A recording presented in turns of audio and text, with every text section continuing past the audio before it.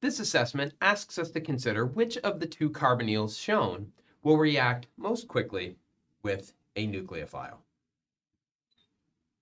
Nucleophiles, being electron-rich, are going to react with electrophiles, so the question we're really asking here is which of these is the stronger electrophile? Now, the carbonyl is an electrophilic functional group because we can draw it in this resonance form.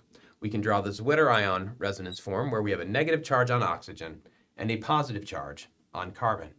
If we do the same thing for the ketone, we end up with this.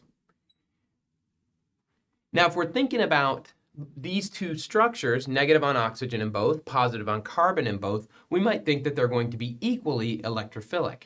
But what's different about the two? Here we have nitrogen, here we have carbon. Note that on the left side of either, they're the same. Well, nitrogen can donate a pair of electrons by resonance,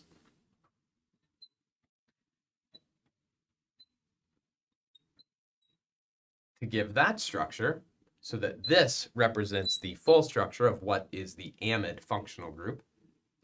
Whereas for our ketone over here on the right, the only thing we can do with this carbon is stabilize by hyperconjugation.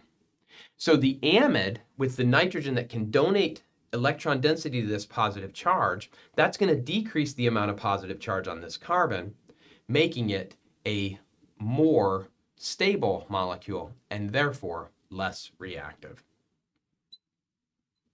So the more reactive here is going to be the ketone.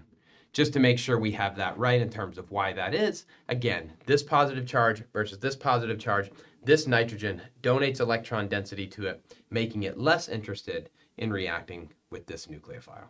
The more reactive one is the ketone.